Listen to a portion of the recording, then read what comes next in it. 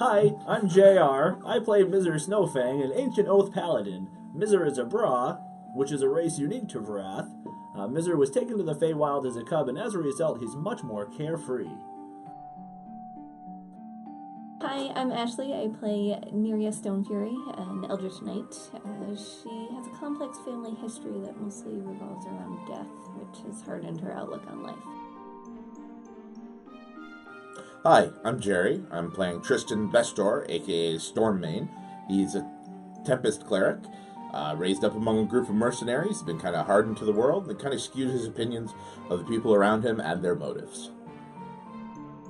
Hi, I'm David. I play Jorell Magnusson, a Circle of the Land Druid who has an interesting relationship with time, giving him a unique perspective on things.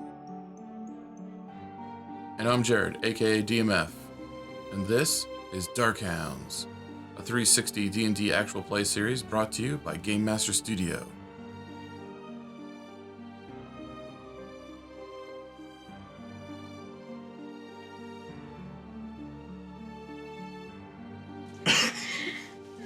So, with the last phrase of he'll have to do, you all wake up.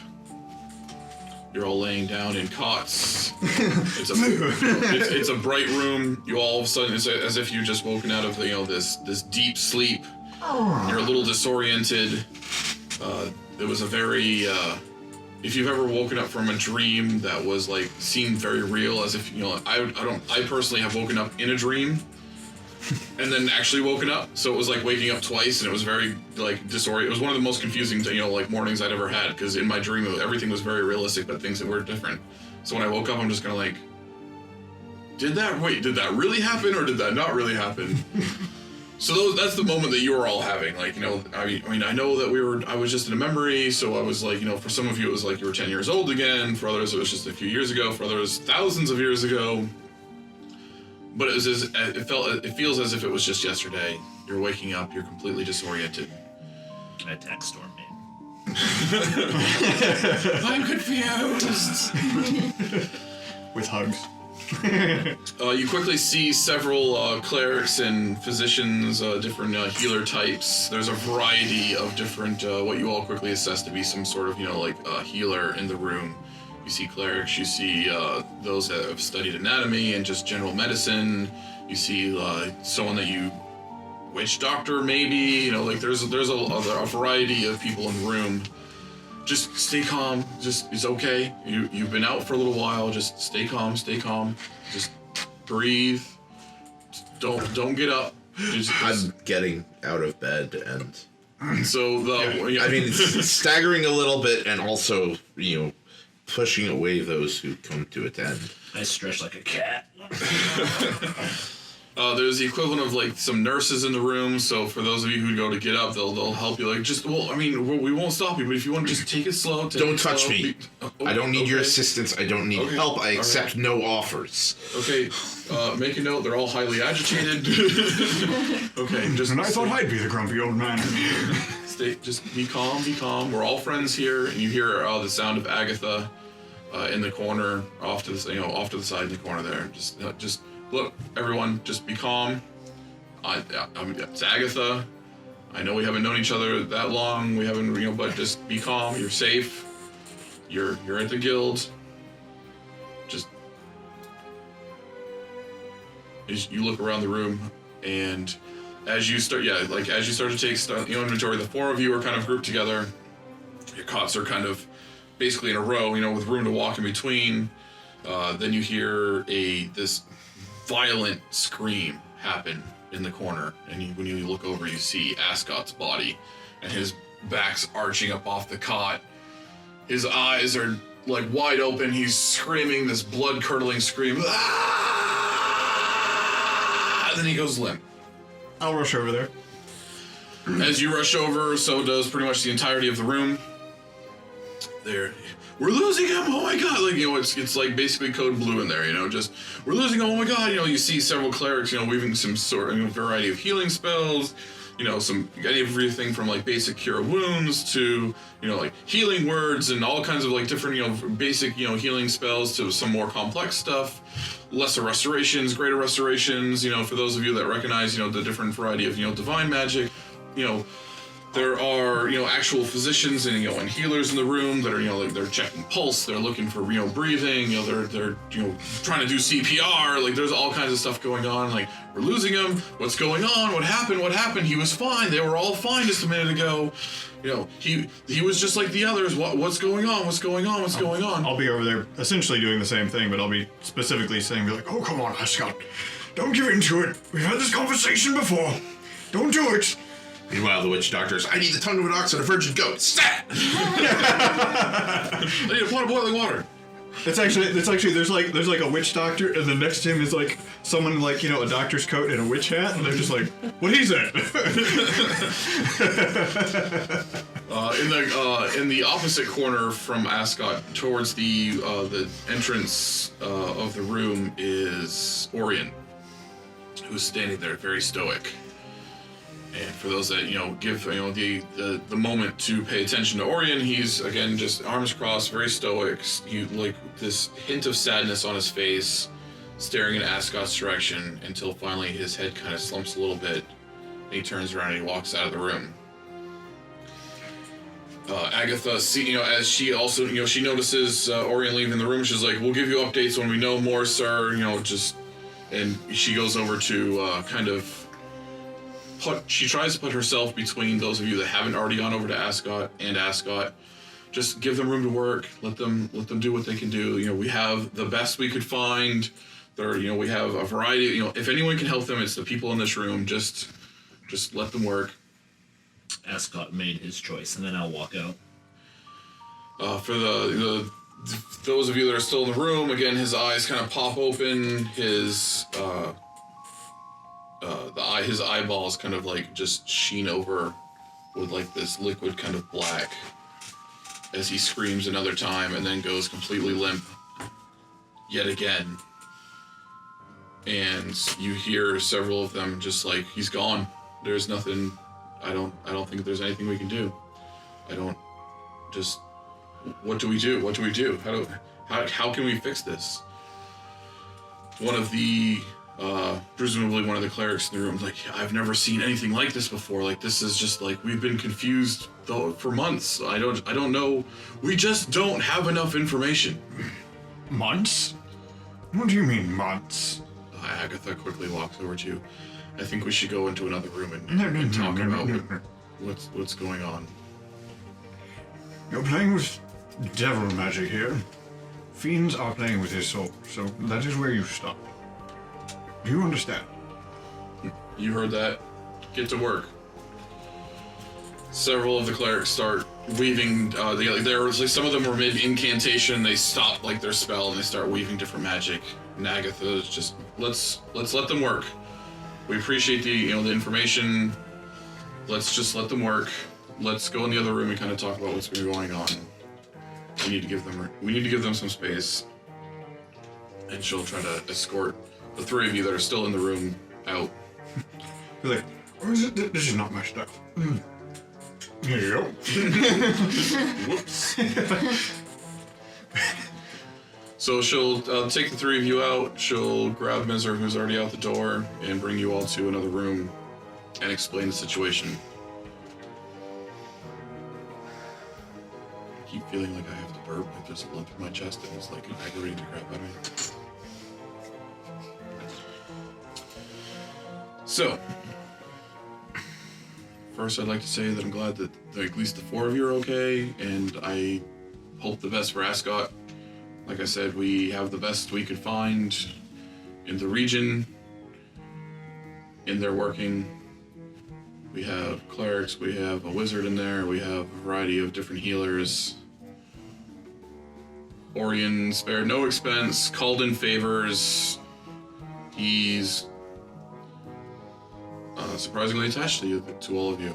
So, if anyone can fix them, we really hope that the people in that room can fix them. That being said, you've all been out for quite a while.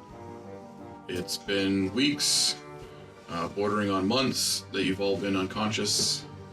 I don't know what you remember. I don't know what happened, but you all, I don't know if you went to sleep or passed out, but after that first day, we went to check on you to bring you some food and supplies, and you were all in a coma. It was morning. The first morning pulled us into a mental trap illusion. And to be bluntly honest with you, right now I'm just waiting for you to offer to save Ascot. All we have to do is accept. She just has this puzzled look on her face. What's he talking about? I already said we're doing everything we can for him. Well, I had a fun visitor in my brain as well. We went memory hopping, and he decided to try to sell us something, as those fiendish devils are wont to do. I assume all of us turned him down, though he was very poor in the customer service end of things. But perhaps Ascot, with his predisposition towards things of a darker nature, might have swayed his decision a little more. That was our concern. We were able to... Whoever it was. We were able to, sadly not as quickly as we would have liked, discern that this was some sort of effect from your visit to the Nine Hells. I mean, we quarantined you for a reason. There seemed to be like this black tarnish on some of your souls, or this piece inside you was off.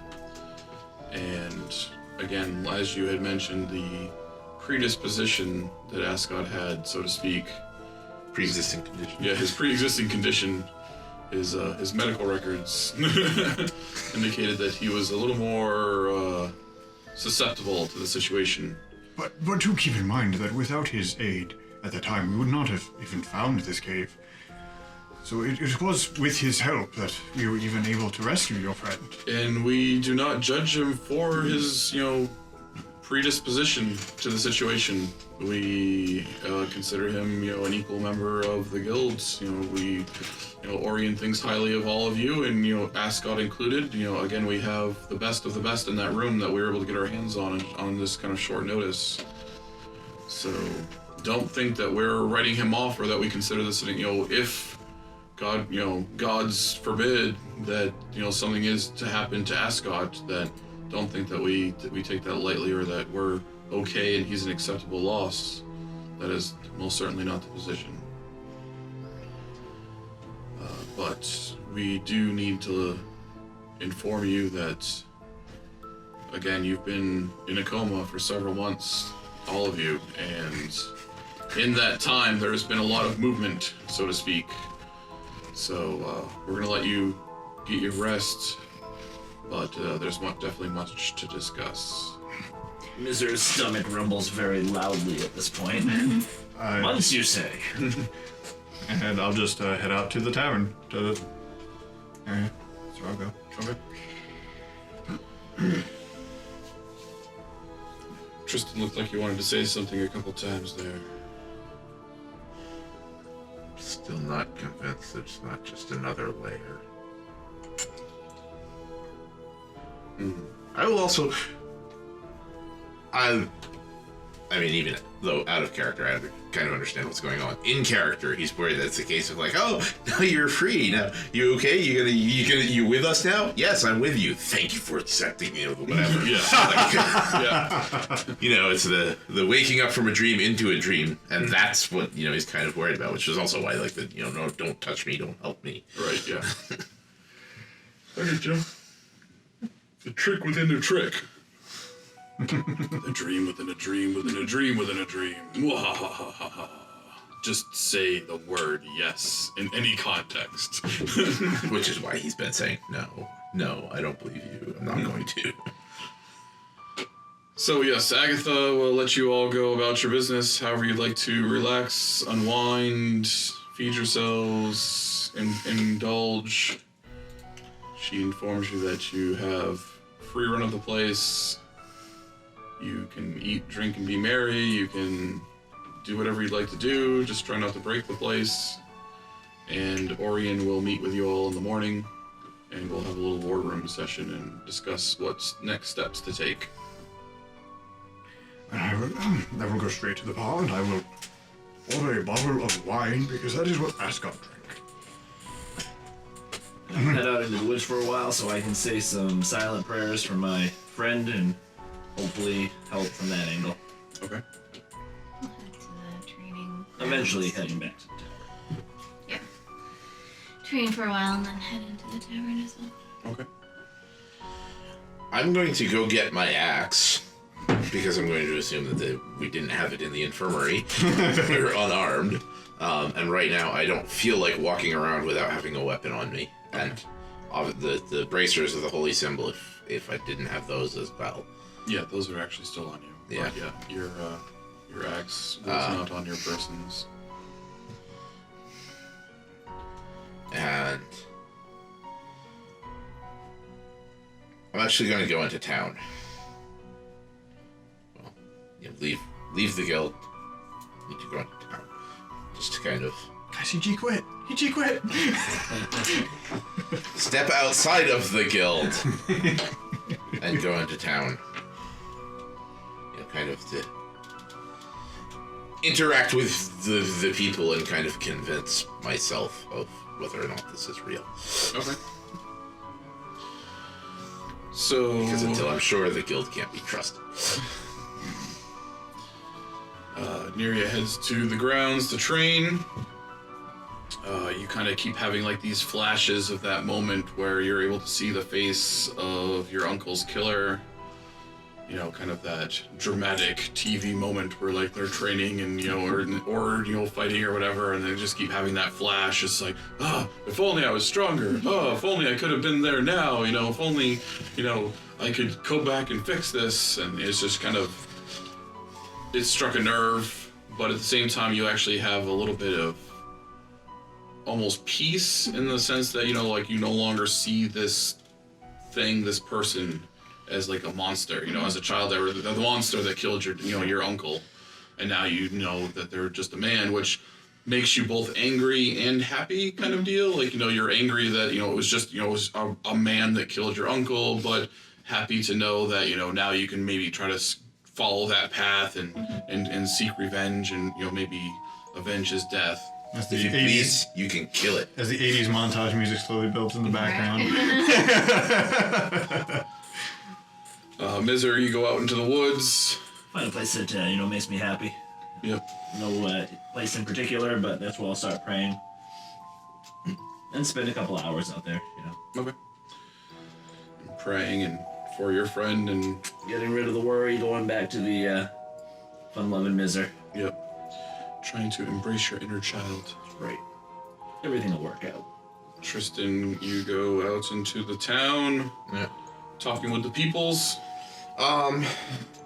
It's more just kind of like, wandering around, in and out of shops. Just kind of being around the being peoples. there, like keeping an eye out for, where, like, I know, like, the reference is normally referred to as, like, pulling the thread. Like, is there looking for things that seem out of place? Right. Where's the imperfection that you can then kind of use to unravel it? Because if you can't find it, then there's nothing to unravel. Right. He still needs to convince himself of that. Okay. Yeah, you wander around for a little while. Make a perception check for me, since you're looking for threads. 19. Everything seems to be as it should. Every now and then you have that moment where you're like, oh, okay. Which is, no, I remember him. That seems like an abnormally dark house. Oh, no, there's just no streetlight over there. Wait. Wait, a guy walked past the other way. And then the same guy just walked past the alleyway. Oh yeah, that's right. He has his twin brother. I forgot. Oh, hey, it's the third of the Anderson twins. Never mind. I was suspicious when there was two of them, but the third clears it all up. Jorell, you go down to the tavern, and Bartog goes to pull out a jug of mead for you, and then you ask for the wine, and he kind of stops and like, oh, okay, yeah, here you go. Hands you a bottle of wine. And I will head over and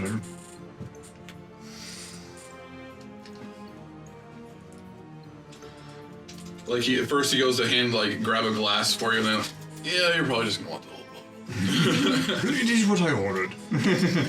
Doesn't mean you can't have the glass too. Like, let me know if you need any more. Told to make sure you get whatever you need within reason. Drinking straight out of the bottle. Just sit down in the middle of the room somewhere. So while you're all in your respective areas, kind of sorting through what just happened, kind of coming to accept the whole situation, but not the entity. Orion makes his rounds. He starts with Mizr. Finds me in the woods. He comes out and finds you in the woods, sir. You kind of hear this light footstep approaching you. Doesn't sound like it's trying to sneak up on you. Doesn't really draw, you don't get like that tingle on the back of your neck like something's trying to sneak up and surprise you. Do I recognize But it's a the very smell? soft foot. Make a perception check for me. How about a 10? Seems vaguely familiar. Do I think that I could sneak up on him and get the pounce on him? No. Okay. I'll try it. Oh yeah, definitely. Even with the obvious attempt at turning it around and lightening the mood, when he comes out, obviously checking on me, I'll see if I can't get the pounce on him. Okay. At So least you for a hear smile. this light footstep. You seem you kind of sniff. Pretty sure it's Orion. Definitely someone from the guild. So you kind of have that kind of like Batmanish kind of moment where all of a sudden we see you sitting there, and then it looks away. We see Orion approach, and then we look back, and you're gone. And then all of a sudden you come pouncing up out of nowhere, and kind of tackle him, and during the roll of you pouncing him, he quickly wild shapes into an equally sized polar bear, and we just see this blur of white fur kind of tuffling around in the woods. Well, I'm glad to see that you don't lose your sense of humor there, Mizr. Bounce one back. One day I will get the drop on you. I expected you to be distracted. I was more worried about you being distracted. I've come to grips with the day's events, and it somehow will work out. It always does. I've spoken with my goddess, and she's helped put things in perspective. You have a admirable quality, sir. You try to look on the bright side of things. I hope you never lose that.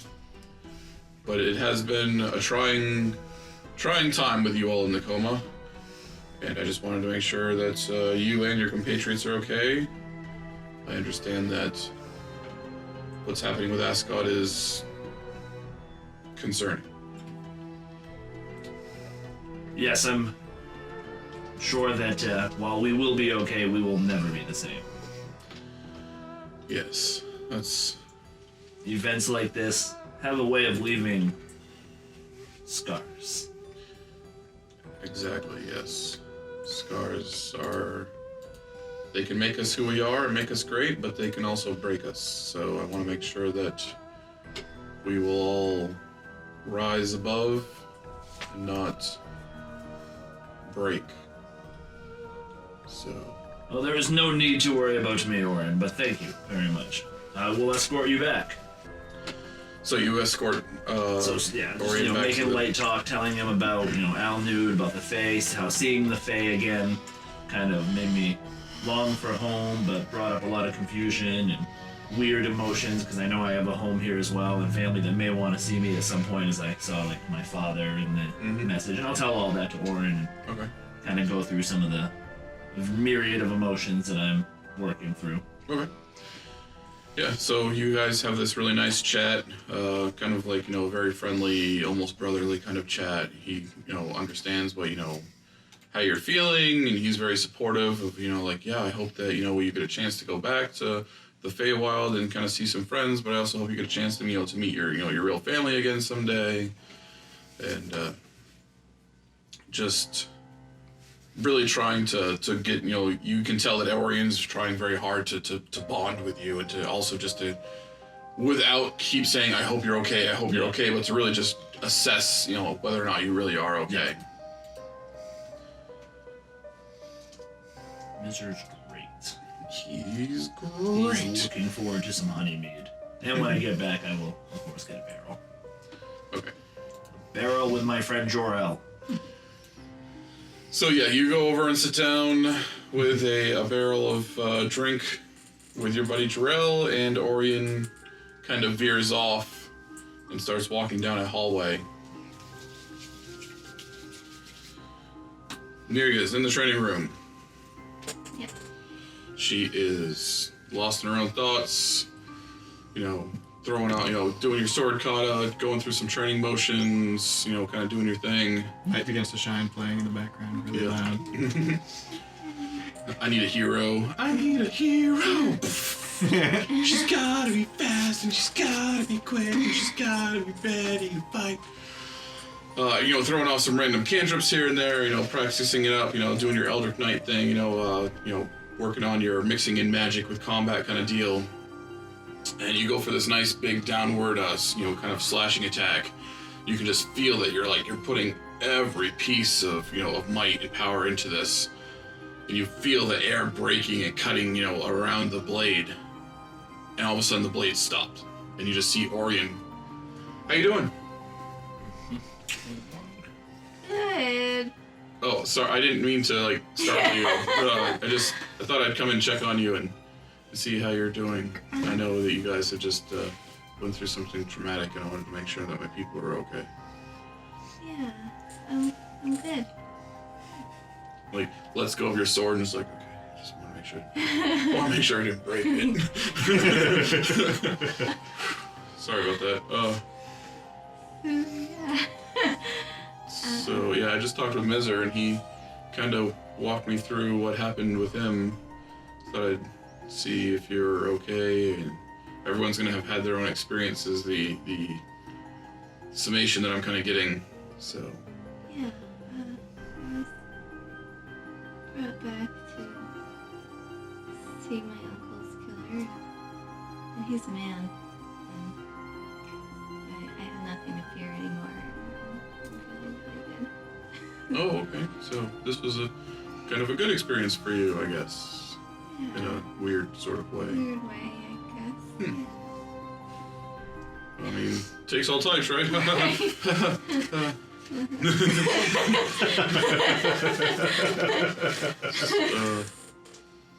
So your uncle's killer was a man. That's good. You look like a man. He's gonna do that, but we did that yesterday. Yeah. I always thought I was some kind of demon, but now I know. No, he's half the battle. Yep, that's what G.I. Joe said.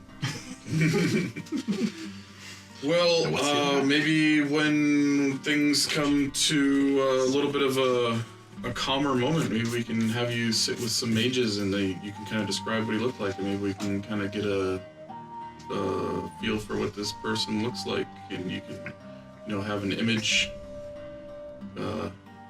magicked up. So maybe we can search them out. Once we can get, what's in your head and someone else's head, maybe we can scribe for them or something. That, I don't know. It's just an idea. I'm not sure. I'm trying to be helpful to everybody right now. That yet, So. No, it's an awkward turtle moment. Yeah. So. Well, Jorell and Mizr are in the dining hall, drinking some sorrows away or just having some fun. When you're done here, I just thought I'd let you know that that's where they are. We're gonna have a chat tomorrow, everyone. We're gonna war room and figure out what the next step is. A lot's happened while you were all sleeping. So, yeah. And sorry for startling you again. I hope your sword's okay. Yeah, I think it's Let me turn around. It's gonna be fine. Okay, yeah. Thanks. We'll see you later. Okay. And we will jump over. Yeah, he walks out of the room. We cut over to Tristan, wandering town. You see, you're kind of, as you're kind of like walking around town and kind of doing your thing, looking for threads to pull. You haven't been able to find any quite yet. You keep thinking you find a piece, but it's just your paranoia kind of kicking in for the most part. You see Orion walking down the main street, doing everything he can to just like seem Casual. and just like observable, so to speak. Just like, I am not trying to hide. I am not sneaking up on you. I come in peace. His dancing lights, literally dancing. Yeah, just like covers himself, covered in fairy fire, basically. Just walking down the street. Doom da doom da doom da doom. Doom da doom doom. Meanwhile, over on at the storefront, a couple people watching. Say, who is that nonchalant chap strolling down the street? Who's that flaming man with the master plan? Orion? Showing up. Hey, Tristan, how you doing? Just going around checking on all my people, trying to be calm. I'll survive. Well, I'm sure you will. You're a survivor, but I wanted to see how you're doing. I'm more worried about my people. As am I. I'm trying to go around and make sure you're all okay. Not just physically. I know physically you're technically all okay, but make sure that you're mentally... They won't admit it. Mizr will hide it behind a joke and I'll laugh. Neriah will pretend there's nothing wrong and everything's okay. And Jorell will act like it didn't faze him at all. Sounds about right. If Ascot were here, he'd be freaking out. Probably also right. Oddly enough. He's always kind of puzzled me that way. Deals with demons, but freaks out over the drop of a hat. Yeah. Again, I guess, like I said to Neri, I guess it takes all sorts, right? Demons are predictable. Hats? Ooh. You gotta watch out for those things. They're tricksy. So you notice how he doesn't have one? Everybody else does? Or no? And me. I thought you had like a hood. No, never mind. No, it's hair. Hair? Hair? I have a hood on the cloak, but it's down. Yeah. He was really just a kid, and I don't know if he ever should have been mixed up in all of this. Well, that's on me. There's not much I can do except to try to move forward and make amends wherever I can. It was my my guild that I'm responsible for that pulled them here. I mean, you were already here and a member, but the others were drawn here by the emergency protocols that I requested to be put in place. So that's on me that I apparently should have put an age restriction or some sort of restriction on who could be pulled. Is there a min-max age restriction? Over 25, under 3,000. Well, Jorell's out. Over 25, but under 4 million. Time goes. Yeah, time rewinds. Alarm goes off. Ascot wanders off into the sunset.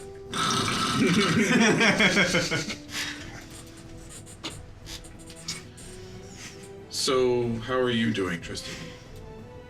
I see you're out here observing the people, trying to feel like you're a part of the world again? Maybe?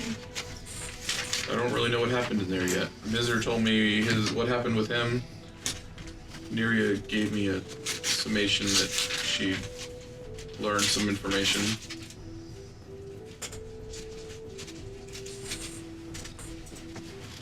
Probably much the same, just trying to pressure into conceding to a deal to give up to it. Yeah, deal. I can see why it was hard for Ascot. He'd already given into one. Yeah, I'll be fine. I'll be back in shape in time. Okay, well, the others are at the tavern, finding some solace in the bottom of an empty glass. If you're interested in joining, I suspect Neriah will be joining soon. Mizr and Jorell are there. We'll be meeting in the morning.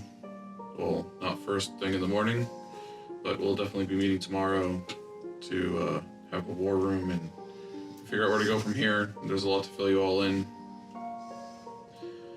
I'll give you your space. Yeah. And he turns and, like, you can see him go out of his way to kind of, like, slump his shoulders, put his head down, and kind of, like, shrink his form a little bit and just kind of, not physically, not, like, magically, but, like, actually, like, just kind of takes up less space and kind of walks away as humbly as his back to you can appear. Doom, doom, doom. Till eventually the door to the guild opens into the dining room, or the tavern part of the guild. And you, Mizr, both are drinking there. And Orion approaches the table. Hey! Orion, hello. Jorell, I see you have your coping mechanisms. Coping mechanism? No, this is in honor of Ascot. May he recover. Wiggly. Barkeep, another. Yeah, get him another one. Sure. Yes, I've been given word that Ascot, they thought they lost Ascot there for a moment, but he is, in fact, still with us for now, anyways. Still most certainly not out of the woods, but they were able to pull him back. He's where he should be. I hate to have to go in there and deal with it myself. Yeah, me too. I have to say, of the four of you, you're the one I was the least concerned with, and that's not to say that I care the least towards you. It's just I know that you've suffered loss, sadly, several times already, and you've had a long life, so I assumed you were probably the most equipped to deal with the situation. But if you do need to talk, I'm here.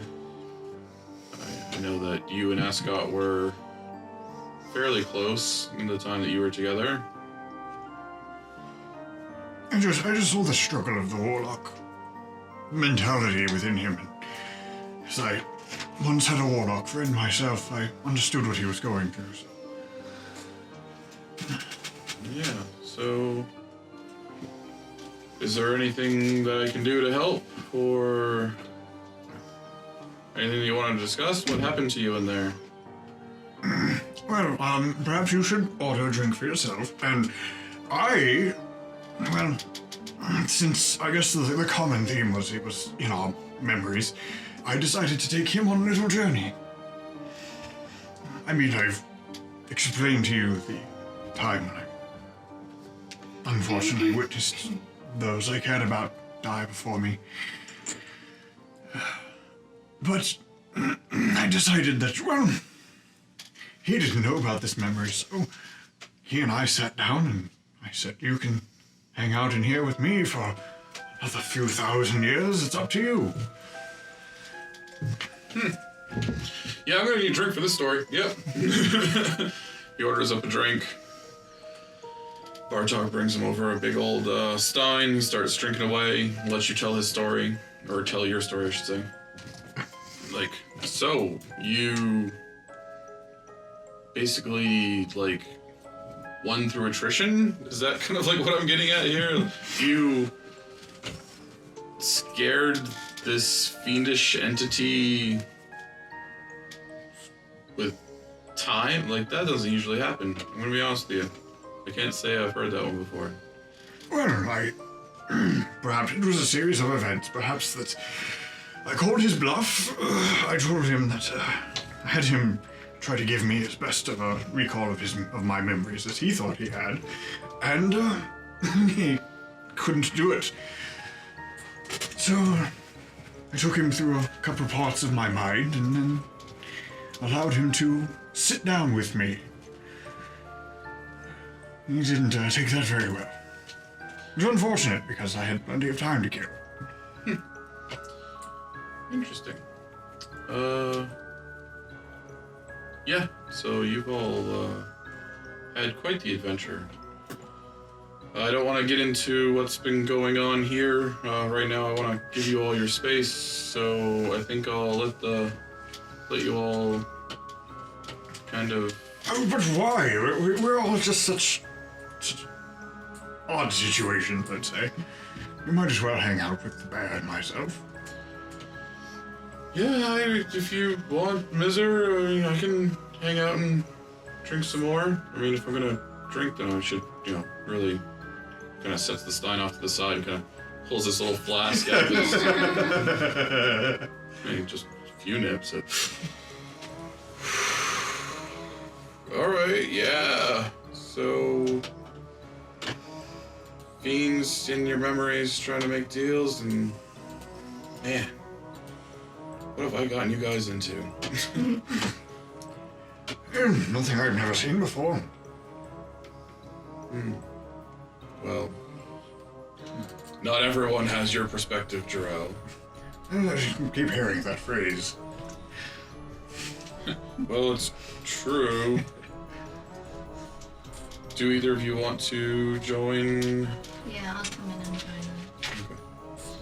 Put my feet up on the table.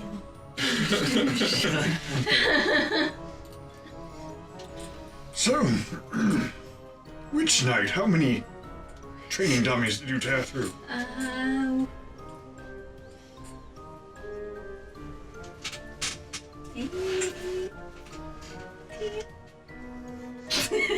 100?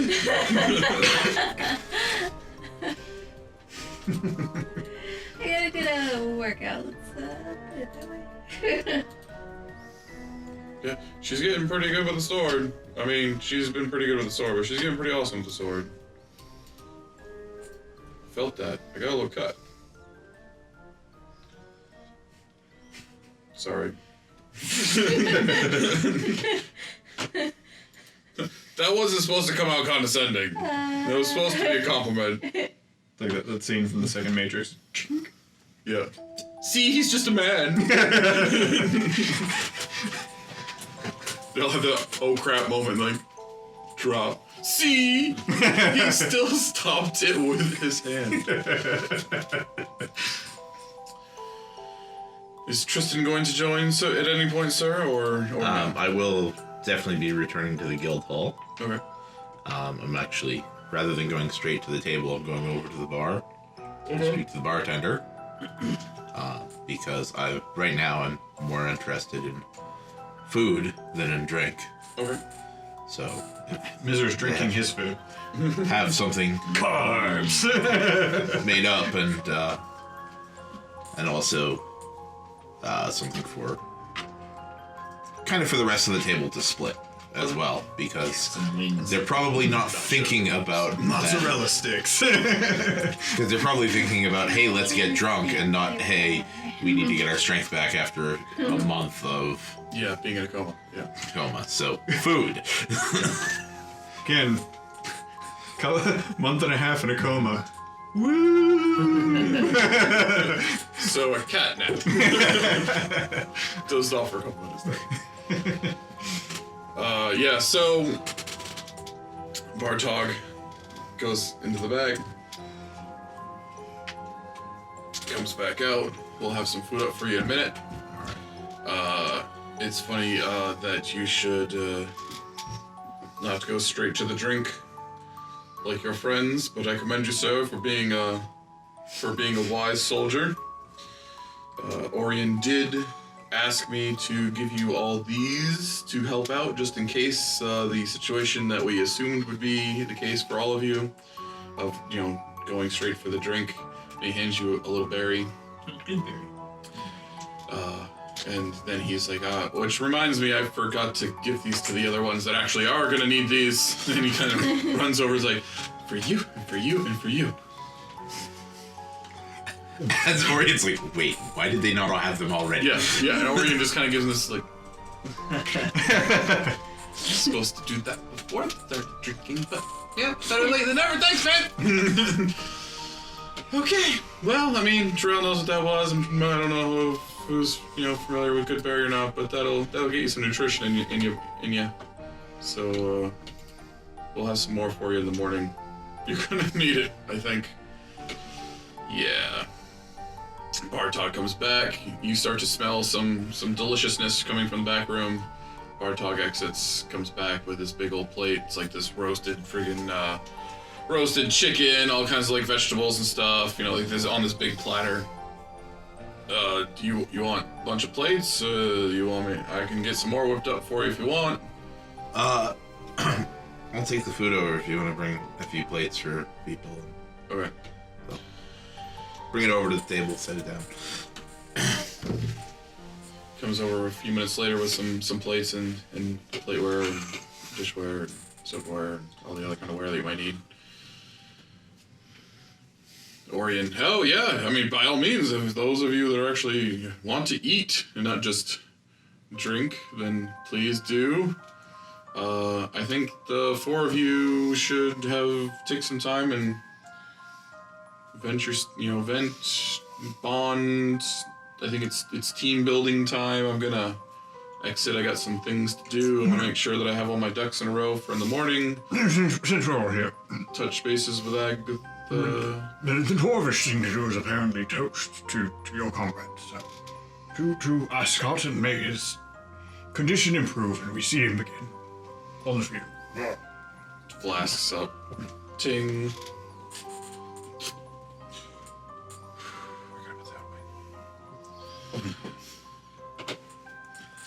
Yes, Agatha, Thing, Ducks, Rose. Leaving? We'll see you in the morning. Yep. Okay. Yep. Walk it off. He kind of stumbles up the stairs and disappears back into a door. And the four of you sit at a table drinking with a giant platter of food in front of you. Telling stories of yore. Sharing. A buddy from mine from the family. This guy in your college. This one time at Fae Camp. So, Cleric, why so grumpy? I'm worried. Well, worrying gets you nowhere. But at least I won't wake up hungover. Neither will I. Because you're not going to bed. You're gonna wake up drunks.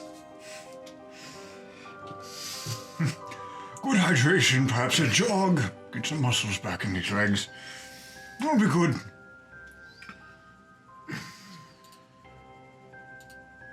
So we're going to go into a cutscene. While you're all sitting around drinking.